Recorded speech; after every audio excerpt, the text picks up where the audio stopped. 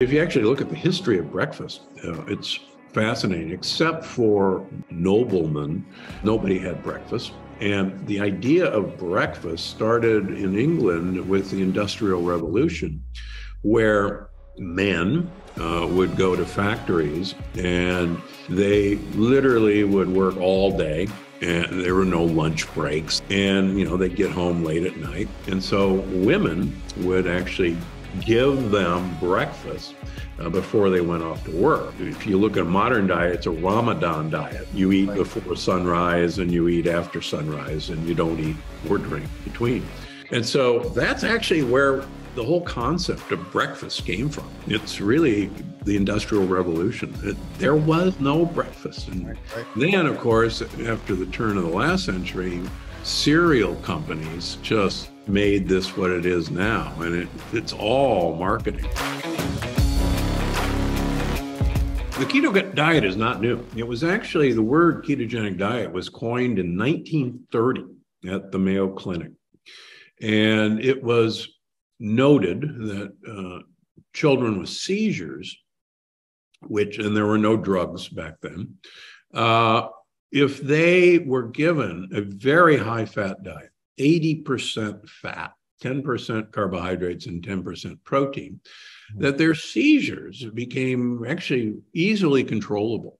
And again, this is before drugs, and it was really miraculous. Now, unfortunately, as anyone who has children or grandchildren knows, it's really hard to get a child to not eat carbohydrates. And I've learned through my medical practice that it's really hard to get an adult to not eat carbohydrates. And in fact, the modern keto diet with a very high fat load, low carbohydrate, 60% of people who go on a ketogenic diet stop within a month for really obvious reasons. I mean, you can, how many pounds of bacon with a cheddar cheese chaser, can you have day after day? Just sounds like an American diet, right? That's right. Yeah, that's an American diet.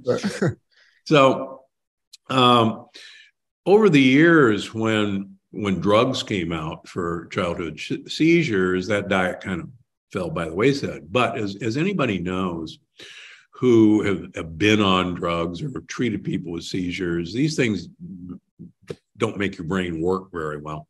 Right. So in the 1990s, it was discovered that you could give kids another form of fat, which is now heard of, called MCT oil, medium chain triglycerides.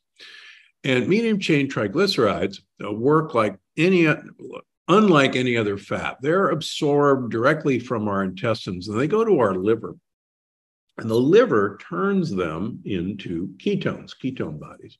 Mm-hmm. And so kind of presto changeo, you could take MCT oil, and it was found in kids that you could give them a lot less fat as MCT oil, and they could have a lot more carbohydrates and a lot more proteins, and they'd still be protected from seizures.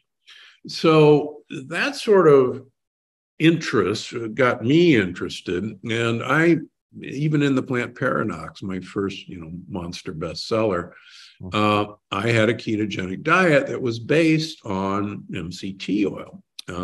And all of my books had this. So when I was trying to explain the benefits of ketones, as maybe somehow it's a perfect fuel for our brain, or athletes are taught, a ketogenic diet, it's the perfect fuel for our muscles, and we should always try to be in ketosis. Well, turns out not so fast. Researchers at the NIH, where I was a fellow in years past, and Harvard took human beings and put them into ketosis. And lo and behold, they found that even at full ketosis, athletes, only 30% of their energy needs were met by burning ketones. Only 30%. That's not some perfect fuel. Yeah. And even our brain, which supposedly, loves ketones, even at full ketosis, 30 to 40% of the energy needs of the brain need to be met by glucose, not ketones. So when I looked at that data, I'm going, well, shoot, ketosis, I mean, all sorts of interesting things happen. You don't get seizures. You lose weight if you do it right, and people feel good. What's actually happening? It turns out that ketones aren't some great fuel, but they're what are called signaling molecules. Now, that's a fancy way of saying that it tells a receptor information. Right. It literally tells. Transmitter. Yeah. And it turns out that mitochondria, the little energy producing organelles in all of our cells and in our brain and in our heart and in our muscles, get a signal from ketones to, believe it or not, actually waste fuel, to actually turn themselves into Ferraris rather than Toyota Priuses. Now, in the fuel crisis, most of us would probably want a Toyota Prius rather than a Ferrari, although we might want a Ferrari for other reasons. Right. But certainly saving gas would not be one of the reasons to get a Ferrari. Right. But so these ketone molecules actually signal mitochondria to become really high performance racing machines and to actually protect themselves at all costs. And we won't spend a lot of time talking about that. But in the process of doing that, the mitochondria actually improve their health, and they also waste some calories. And that actually accounts for why a ketogenic diet actually promotes weight loss if you do it right. Right. But the ketogenic diet is really painful and boring. So if ketones are doing this to mitochondria, there must be other ways to do the same thing. And so the whole book is, okay, what are the other ways to do this? And one of the most interesting ways is time-restricted eating, intermittent fasting, compressing our eating window. And there's a fascinating study using Italian athletes, Italian cyclists. And they put these guys on a training table. They had to eat the same food for 3 months, exactly the same. They were divided into two groups, depending on how long during the day they got to eat. So one group had a 12-hour eating window. They had breakfast at 8 o'clock in the morning. They had lunch at 1 o'clock in the afternoon. And they had to finish dinner by 8 o'clock at night. 12 hours eating window, 12 hours no eating window. Sleeping was part of that. The other group had a 7-hour eating window. So they had breakfast, break fast at 1 o'clock in the afternoon. They had lunch at 4 o'clock in the afternoon, and they had to finish dinner at 8, 7 hours. They followed them for 3 months. Their athletic performance was identical, but the athletes who had the compressed eating window lost weight. The other group didn't, even though they ate the exact same amount of calories, same food. The group with the 7-hour eating window had a marker of longevity called insulin-like growth factor 1, IGF-1, improved. And it's one of our best ways of looking at longevity. And so just by compressing the amount of time that they ate, it had a major effect on them. And what we now know is that this effect was telling mitochondria to waste energy and actually get healthier. There's even more fun is plants, we know, they have mitochondria, and their mitochondria are damaged by sunlight, which, it's one of those can't live with it, can't live without it. Plants have to have sun, and sunlight damages plant mitochondria. So plants make compounds in their leaves called polyphenols. And polyphenols are all those beautiful colors that you used to see in Toronto this time of year as the leaves turned all the yellow and oranges and reds and purples. The colors. those were the polyphenols that were there in the leaves all along. And then the green chlorophyll went away and we went, oh, so the polyphenols are used by plants to protect their mitochondria. And when we eat these polyphenols, it turns out that our bacteria, our gut microbiome, just think polyphenols are delicious. They love it. And it turns out those polyphenols in turn are delivered to us. And lo and behold, they are protective to our mitochondria as if you were on a ketogenic diet. Huh. And so the whole trick, the whole book is, okay, there's all sorts of other great ways to get the effect of a ketogenic diet without doing a ketogenic diet. For instance, I'm having a cup of green tea as we talk, and it turns out green tea is loaded with polyphenols. And just the act of having green tea or coffee will get my mitochondria in better shape. And it's got a fancy term called mitochondrial uncoupling, but that's not the point.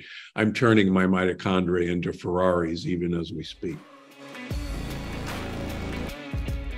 Many of your listeners right now are sitting there saying, I know I should exercise 45 minutes today. I also am not going to because I chose time with my friends, or maybe I chose time on Instagram. Like that's entirely possible. And then they feel guilty about it. And there is a way to turn that inherent laziness into a motivating factor. The laziness comes from your cells. It comes from Mother Nature wanting us to not starve to death. So your body, your meat operating system will automatically tell you to do something that's less work. And we can celebrate that and use it to motivate ourselves. You want to know the trick for the laziness principle? I do. And we're getting into the laziness principle. So awesome. Tell me about it. Well, if you've ever gone to the store and maybe bought something expensive, the typical example is like high-heeled shoes or a handbag for women, but for guys, it could be whatever, leather jacket, whatever, whatever you're into. Yeah. And it's on sale for 50% off. So, you spend $500 on something, but you save $500. And you come home and do you tell your friends or your partner, I saved $500? Mm-hmm. Or do you say I spent $500? Save $500. Yeah, you save $500. Yeah. So your body, without your consciousness in there at all, your body prioritizes savings over expenditure because we are wired at our core to be lazy. Well, what if you did a highly effective and something that didn't even require sweat, but a highly effective workout that gave you more results than a sweaty, unpleasant workout at a gym with someone in spandex yelling at you to pedal faster? Yeah. Would you celebrate the fact that you just saved 50 minutes? Or would you say I did 10 minutes of hard stuff? Well, I would celebrate the fact that I saved 15 minutes, specifically if I got the results that we're going to generate. I put in the same amount of time. But what you were just describing before is even after the 700 hours of you putting it in and working out, and you didn't lose the weight, right? You probably gained a lot of muscle mass. I did. But you weren't losing the weight, right? And I see this happening all the time. In fact, I got a couple of friends. They are religious about working out, and they are overweight, and it's just not making a difference. And I don't know what to say to this guy, but what I will say to him now is you got to listen to this episode that drops with Dave Asprey, because I think he's got some of the answers for you, right? So, but yeah, so keep going. All right. So I also realized there are a bunch of different things that people actually want when they say they want to be healthy. So, Greg, you mentioned earlier, working on your health. So what's the measure of health that you're using? For me personally? Yeah. One is my energy level. Okay.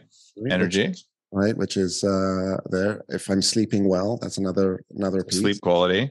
Because I know when I'm stressed or, you got lots on your mind, you're staying up.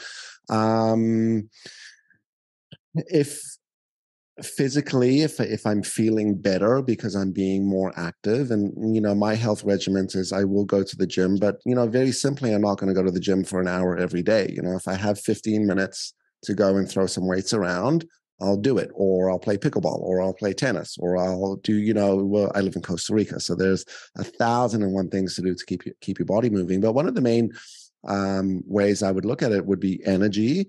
And then obviously if I'm not, if I'm healthy, when you're not healthy, you're getting sick, colds and flus. And obviously we live in a world of viruses right now. So there isn't one thing when you say healthy that's actually your goal. Correct. Actually, as I was going round and round the mountain there, I realized, right? Most people don't even answer as clearly as you did. And it's clear, you've done some personal development work and you've thought about this a lot. The reality is that health is a mythical thing that cannot be identified and doesn't really exist. Well, you're not dead. You're reasonably healthy, right? You're not in the process of dying. You're relatively healthy. So we tell ourselves we should be healthy, but we don't know what it is. We don't know how to measure it. And in Smarter, Not Harder, what I'm doing is I'm saying, all right, I opened the world's first biohacking lab in Santa Monica underneath Arnold Schwarzenegger's office. It's called Upgrade Labs.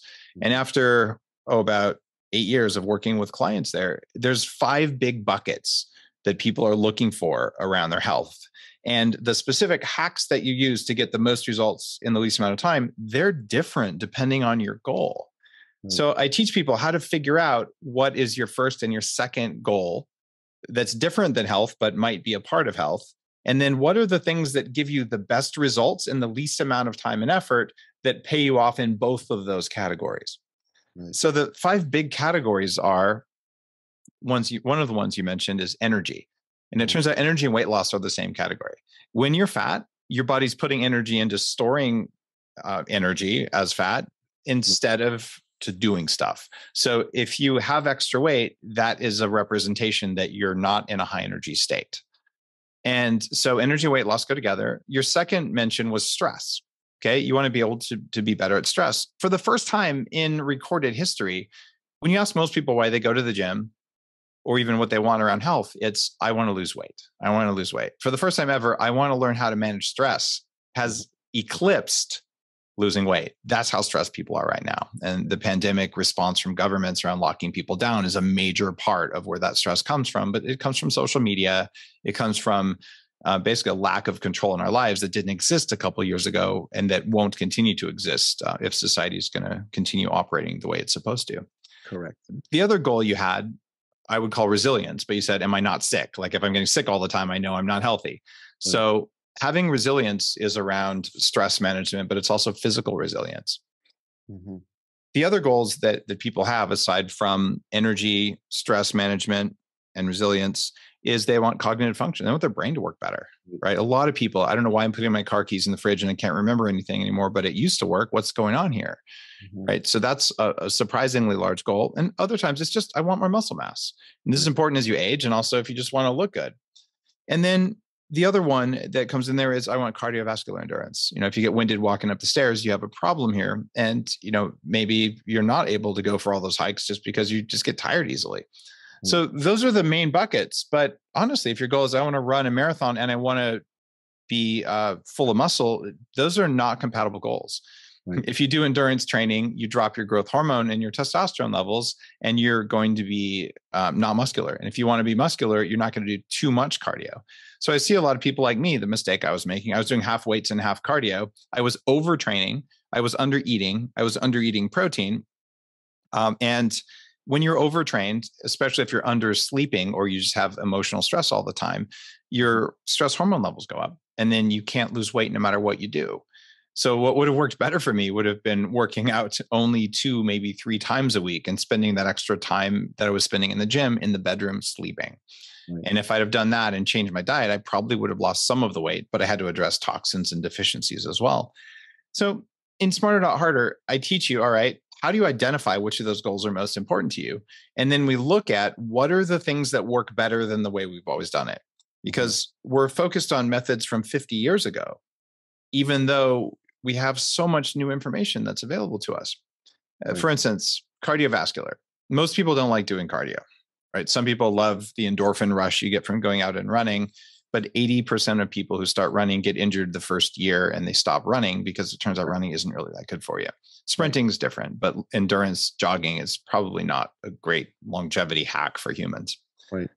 So there's a technology driven by AI now that is better than high intensity interval training. And it's shown now in 3 studies that 5 minutes of this kind of exercise, which doesn't require sweating and only has 40 seconds of intensity inside it, is about 6 times better than doing a 45-minute spin class every day. I think I saw you do a post on this either today or in the last couple of days. Yeah, probably. And this is just one of dozens of types of examples in the book. There are 5 or 6 different things that work better than picking up rocks, which is how we've always exercised. Pick up rocks, run away from tigers. Those are the 2 things. And maybe you could say stretching. But the world has changed where we know now how to modulate the signal that goes into the body. So you get just the right signal that takes the body very quickly, almost to the edge of being out of equilibrium. And then very critically, and this is a new concept that's in Smarter, Not Harder, it's how do we quickly return to baseline? Because your body responds better when you have an intense stress and an intense recovery. And what we've typically done is we have, a 7 out of 10 stress, and we try and hold it for a long period of time, which sucks. It drains your willpower, it drains your energy. It's not a way to be happy. Right. And then you think, well, I just did all this work, I must improve. But for the body, and it's like, no, that was just a negative stressor, but it wasn't a very positive inducer of resilience or stress. So all of a sudden you're getting 10 times better results in way less time. Right. And this happens for almost every type of exercise input you could do. Same thing for things like meditation. Is it possible that you could get more results from one meditation versus another? Yeah, it is. And so I talk about really fast ways to accelerate things like meditation. So if you only had 5 minutes, what's going to work best in 5 minutes? And what if there was a possibility where 5 minutes actually gave you better results than 5 hours of meditation, and you've been doing 5 hours every day thinking you're a good person? It's more than just the mindset. It's what I eat. It's how I exercise. It's the people that I hang around.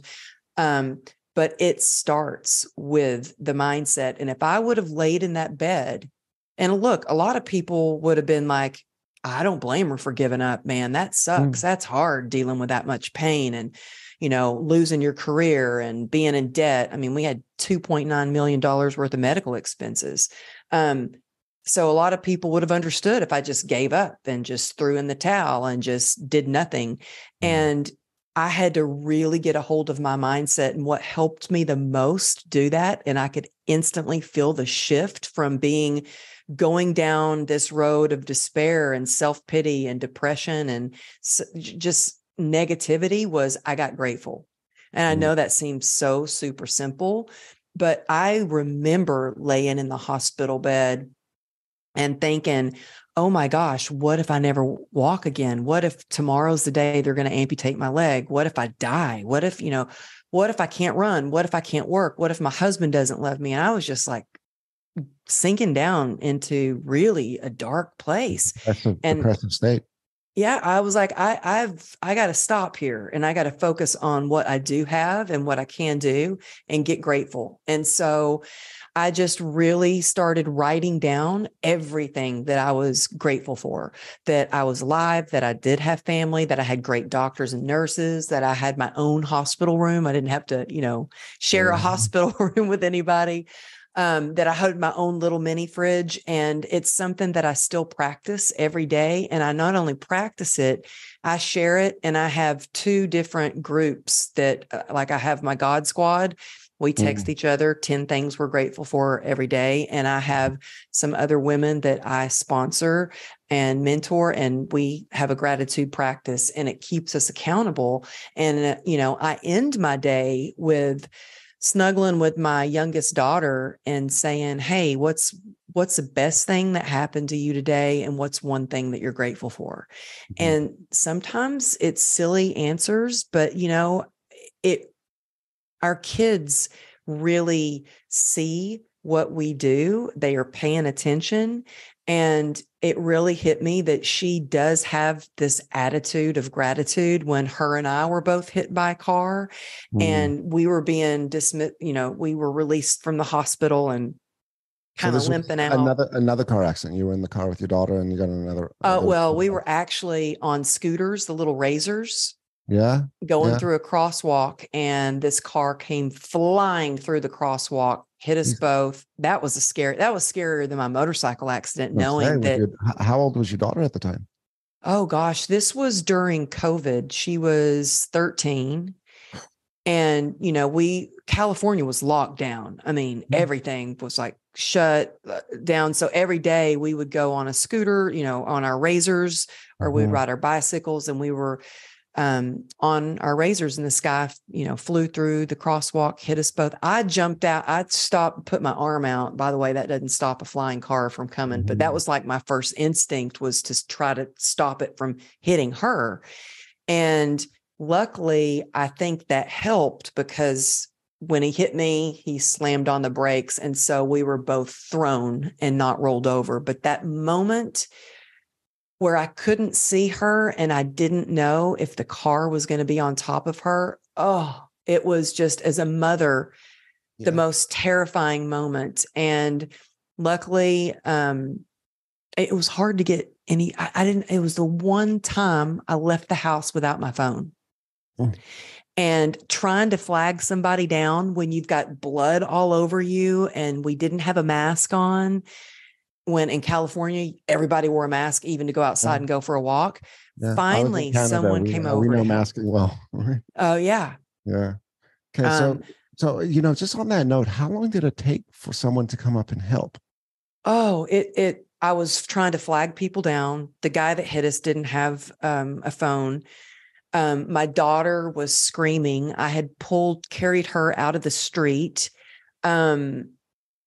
It seemed like it took forever, because cars were just driving past us. Finally, maybe 5 minutes go by, which seemed like hours. A lady that was in a house came out and let me use her cell phone. And I called, I'd told people to call 911, and I called my husband, and he came. But when we were in the hospital, the lady that shared the room in the ER that was packed, because COVID, it was the beginning of COVID, and it was just packed. And she let us share a hospital bed. And the lady next to us was not nice at all. And she was mean and rude to the doctors and nurses. And my daughter and I, every time they came over, I was like, thank you so much for helping us. I know this could be so much worse. We appreciate all that you're doing and your service, and you taking care of so many with COVID. Just thank you so much. And she's like, hey, we're going to take care of you. We're going to get a CAT scan for your daughter, and hopefully we'll get you out of here really quick. And I think because we were so grateful and so appreciative, they were coming over, bringing us crackers and juice and snack. And they got us out of that hospital like 5 hours later. That lady, they weren't helping her, but we were so grateful. And when we walked out of the hospital, this is where the gratitude is key. My daughter she could have played the victim. She could have been complaining. She walked out. She said, Mama, we were rolled into this hospital on a gurney, and we are walking out like rock stars. And I was like, yes, girl, you are the victor of your life. We are walking. There is so much to be grateful for. And that's when it hit me that those moments where I'm like, let's focus on what we're grateful for. She gets it. That's who she is. She is resilient. And so those little things, I think we need to work on our gratitude practice and strengthen our resilience before we actually need it. So I teach 5 principles to the guys that come and coach with me. And the first one is what we had talked about when we started having this conversation, is mindset. You have to believe that it's possible, first and foremost, because if you buy into the lies, and they're not all lies, right? They're just general statements that don't apply to everyone, especially not me. So if you adopt that attitude and that mindset that I am not going to be that guy, I am going to do the things necessary. So the next thing would be your meals, right? So it's mindset, meals, which some people refer to as nutrition. What food are you eating? Is the food that you're eating conducive to boosting your hormone levels naturally? Because this is what I tell everyone. Food is the most powerful drug that you'll ever ingest. It's a drug, and it causes a chemical and a hormonal response. So if it causes a chemical and hormonal response, is a bag of chips causing your testosterone to rise up or drop down. Now you're going into the average guy because you're doing what the average guy does. Right. So I'm trying to create a separation between a guy that really wants it and a guy that's just going to accept getting older and being that guy that's in that study. So then the next thing, so it's mindset, meals, movement. How are we exercising? So exercise is defined as movement. What happens is when we say the word exercise, we automatically assume we need to go lift big, heavy weights and spend 2 or 3 hours in the gym. I invest about 20 minutes lifting weights. I do the movements that have been shown by science, not just bro science me, the compound lifts, the multi-joint lifts, the ones that are not isolating just one body part, where you're integrating your body together like it was meant to move. That's going to increase your testosterone. It's going to affect your growth hormone levels, which trickles down into your testosterone, that beautiful cascade of hormones that happens when you move in ways that your body was meant to move. So then mindset, meals, movement, and the big one for me is community. So here's what will happen. Right. If you walk into a locker room of athletes, your testosterone will automatically go up. Period. That's what NFL guys miss the most. They don't miss the games as much as they miss the locker room. And the locker room is what causes them to rise up and compete. If you are in that environment and you compete, your testosterone will naturally rise. Well, Clark, I'm 50 years old. I'm never going to compete again. Why not? I'm not saying go wrestle or go play tackle football. I'm saying get in a supportive community of like-minded people, because the opposite is true as well. If you go around and hang around a bunch of women, your estrogen is going to go up. Correct. Men sync up just like women sync up with their cycles. Men have cycles no differently than women have cycles. Right. So it's mindset, meals, movement, community, and integrity. If you live your life with integrity in multiple ways, integrity in the sense that we understand it, like, are you a good person? Are you not cheating on your wife? Are you not cheating on your taxes? Because all of that stuff will have some sort of effect that has to manifest somewhere in your life. And it's usually stress. So what is the number one killer of testosterone other than being fat and overweight? It's stress. It's stress. So having a life of integrity. And then when I'm coaching you, being a man of integrity as it relates to reporting to me. So Greg, how did you do yesterday? You give me, so what I have guys do is report to me on a scale of 1 to 10 in those 5. If they're above a 7, then we're good. I don't need to talk to you. But the minute you dip below in any one of those, you and I are having a conversation and we're raising that up. So it's not one single thing that kills your testosterone, and it's not one single thing that will raise your testosterone. Right. It's a multi-pronged approach that is necessary consistently to get to where you want to go.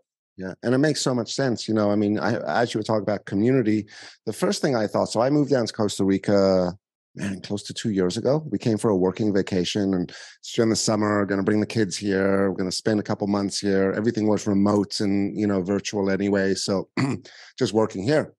Anyway, we decided to extend. During that extension, we burnt the boats, we sold everything, we moved here, and we've decided to raise the kids here. And it's been an incredible, incredible decision, and probably one of the best decisions we've made as a family. But back to community, you live in a very healthy environment. Everyone you're around is active and competitive and eating well. And the environment very much helps. But I was coming out of Canada, right? So I get down here and you look around, you're like, geez, everyone's ripped. Everyone's super healthy, right? The women look amazing. Men look amazing. Like, well, what is going on? And you just start to realize through sort of osmosis and that sort of, again, that community, is you start to participate and you start to get sort of competitive. And again, your testosterone goes up because there's this need to start to compete. And it could be anything from, you know, boating to pickleballing to tennis to working out and I see it in the kids as well. Like all the kids are physically healthy. I mean, everyone thinks my kid is 6 and they think he works out. They call him Little Hercules. Like when he was 4 here, everyone was like shocked at like the physicality of this kid. Right. So I'm glad that we're down here because to continue this, because I don't know if we would be living in this type of environment in Canada. In Canada, you live inside, it's freaking cold. You're behind closed doors. Like your option for movement and activity is very limited. So I love your 5 pieces to that. That's amazing. And it's so simple, right? I mean, this isn't rocket science. And I often talk around to some of my clients. I'm like, a lot of what I do is I teach common sense, right? And the problem with common sense is it's not so common sometimes, right?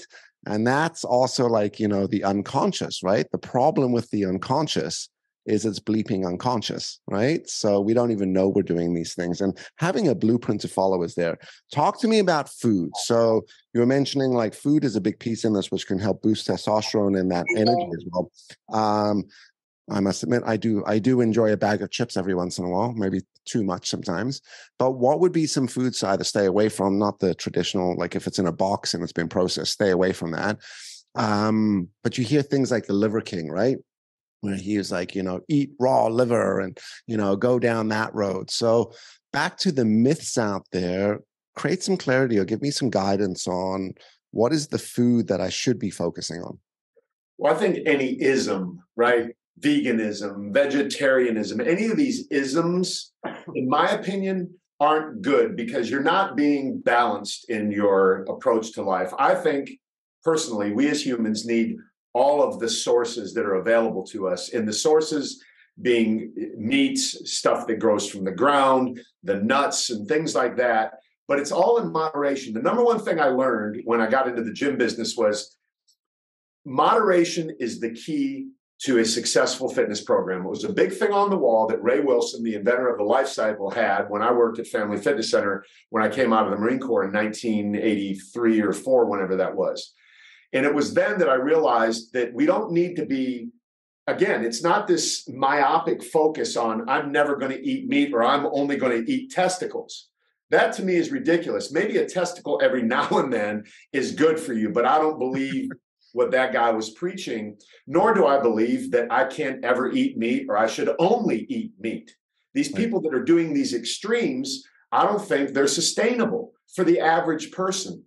So it really comes down to eating whole natural foods. One of my good friends was Jack LaLanne, and some people will remember him, some people might not. But Jack would always tell me, Clark, if man made it, don't eat it. Right. That was that simple. And everywhere Jack and I went, he would get a salad with 10 different vegetables. If it didn't have 10 different vegetables on it, he would politely send it back until he got 10 different vegetables.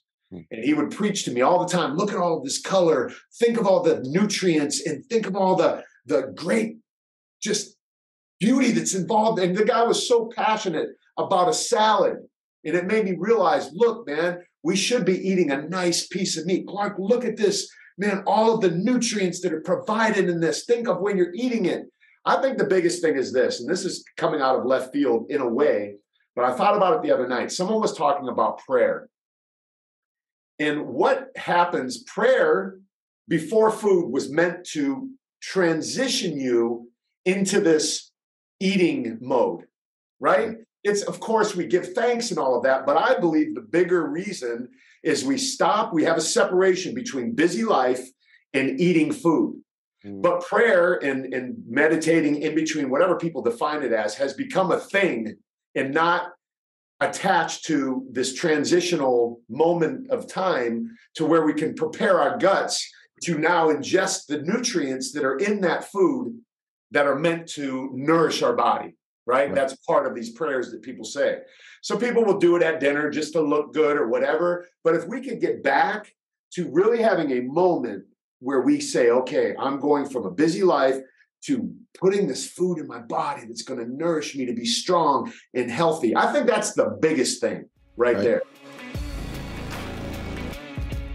I made a commitment to do my best to live. There are all sorts of institutions. Everything you hear in America about cancer recovery is fight cancer, the battle with cancer.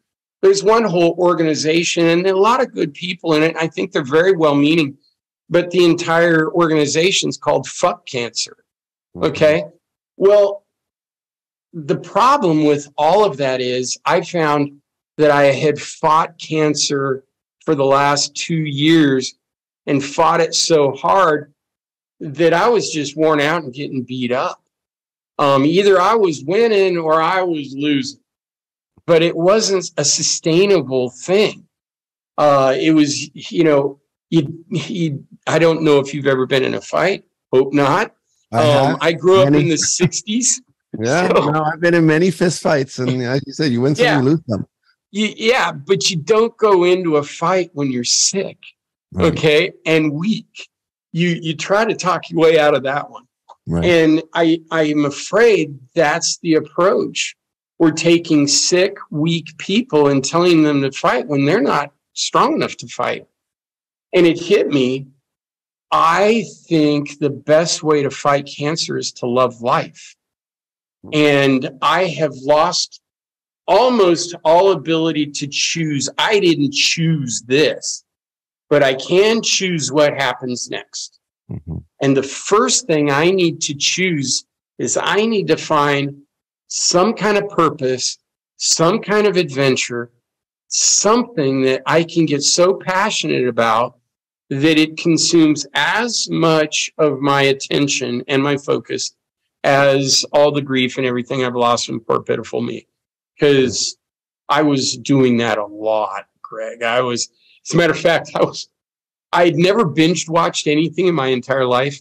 And I caught myself binge watching the Walking Dead. Mm-hmm. And I'm like, why the hell am I doing this with that?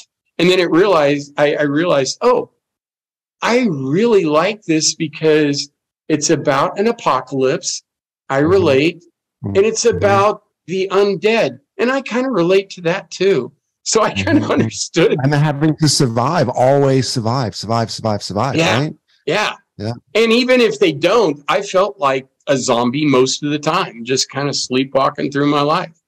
Yeah. So that was a real wake up moment for me. And I knew the first thing I had to do is I'm a big fan of Viktor Frankl and his book, Man's Search for Meaning. Mm-hmm. I'm sure you know it. I'd used it many times in therapy to help people come back from persistent and terrible depression and anxiety and trauma and rebuild their life. And I knew it had always been a pillar, a starting point with folks. If I can get them passionately involved in a purpose, then everything else kind of follows. And so I started praying and meditating every day, asking for a passionate purpose. What am I supposed to do now? Right. And for 3 weeks, it was crickets. And one day I decided, well, why wait for God or the universe or life, whatever you want to call it, to answer?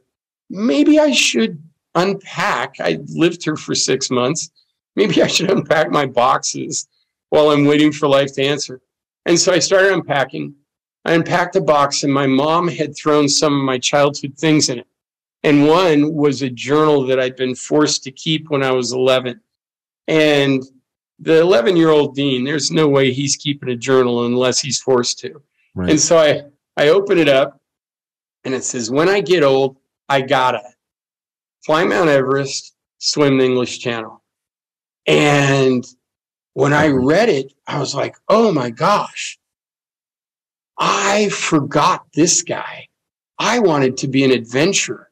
That's what I lived for. But I'd gotten responsible. I'd paid my bills. I'd gotten all sorts of degrees and done the responsible thing. Totally forgot what I wanted in hopes of being responsible. Mm. And so I thought, there's nothing I need to be responsible for except for myself now. Right. Let's do one of these or both. And I knew with my immune system, it couldn't handle elevation, much less probably a meal in Kathmandu. So I decided to swim the English Channel. And I Googled and I noticed no active cancer patient had ever swum it. So I thought, with the history teacher part of me is like, oh my gosh, first in history to do something? Even if I die trying, it leaves my daughter with a legacy of courage rather than just watching me die on the couch. How old is your daughter at this point? At that point, she was 21. Okay. Yeah, she was 18 when her mom died. Okay. Yeah. And so it was just devastating for her.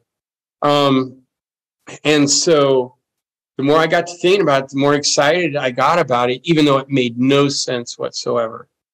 And I started telling friends and family, and they were shocked. My mom, I was surprised, started to cry. I'm like, you used to climb mountains. She said, yeah, but I was healthy. And I said, you know, what do you want me to do? And then my doctor threw a fit, and I said, hey, doc, I'm not going to die sitting on a couch watching Wheel of Fortune. If I'm going to go swinging for the fence. Right. He's like, yeah, you get in a public pool, it'll kill you maybe. I'm like, I'm dying already. And so without really thinking about it, everybody's like, wow, you really gambled getting into a pool. I didn't even think about it. And as soon as I got into the pool and kicked off, it felt like me again for the first time in 3 years. I knew I was doing the right thing. You know, that it might have been not getting in the pool would have killed you, right? I mean, that's the other thing. Yeah, I honestly think that if I hadn't gotten in the pool, I probably would be dead. If I didn't have a daughter that I felt deserved my best effort to live, and if I hadn't gotten in a pool. So I said, how are people doing this? So I start, you know, I'm smart enough. I'm a special operator. I'm like, okay, who is out there crushing it in this particular industry? So I started looking at people that weren't just successful, but successful in a picture. So in special operations, when you go through selection, they have this circle, and over that circle, they have other circles in it. And what we want is we don't want the super fit guy or the super smart guy. We want the guy that all of his dots that overlap with all the circles, right? We want a well-rounded individual, emotionally intelligent, physically fit, you know what I mean? Smart, has an aptitude to learn. We want all of those different things. Think, you know, critical thinking, fast on their feet. So it's a balance, right? And I'm like, okay, well, I want to be the successful guy that's physically fit, has money, has a good family, all these different things, right? In the circle. I don't want to be the guy that's super physically fit and broke, or the guy who's super wealthy, but is about to have a stroke because he's 300 pounds. You know what I mean? So I started analyzing this thing, and I came up with, which I didn't even know about. Who's it? Is it Arthur Covey's 7 Habits of Highly Successful People? Steve Covey. Steve Covey. So I didn't even know about that book at the time. So I wrote this article about the 6, I think it was the 6, not habits, but 6 things that the most successful people do. It was all the same stuff. And I don't remember all the 6 things, but this is what I do remember. The article's on my website. There's a short little thing, but this is what I came up to. They all wake up early. Every single one of them wake up earlier than everybody else consistently. They all wake up early. They all have a very defined fitness regime. And I'm not talking about like, you're this, like, you don't have to do what I do. Like I go crazy. You know, I'm 40 years old and I'm still like destroying my body where I need cold. I feel like I'm training like a professional athlete. You know, I do jiu-jitsu 4 times a week. I do strength and training. I do all these other different things. I'm constantly in cold baths and saunas and, you know, I'm on HRT. I'm trying to maintain biohacking level. Yeah. Right. But they don't have to have that, but they do something, right? They're doing some sort of cardio, some sort of strength training every single day. Every day there's some sort of fitness, they're running, whatever it is. They all eat super healthy.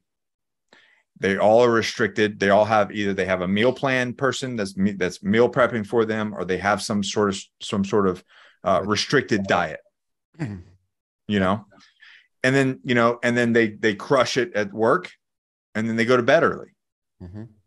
Now there's some other things in there, but I looked at every person that I idolized or I looked up to, like, I felt like their circle was complete, right? Their family, their fitness, their finances, all of that, right? The 4 F-bombs, if you will. And that's what I saw. There was a trend with everybody. If you had the 4 Fs under control, right, then you all had the same kind of lifestyle. Right. So then I said, well, shit. I can repeat that pattern. I'll just do what they do. And then what I started to do was I started surrounding myself with those same type of individuals, because your network is your net worth, right? Right. If you hang out with I saw you post on that the other day and you got some backlash on it, right?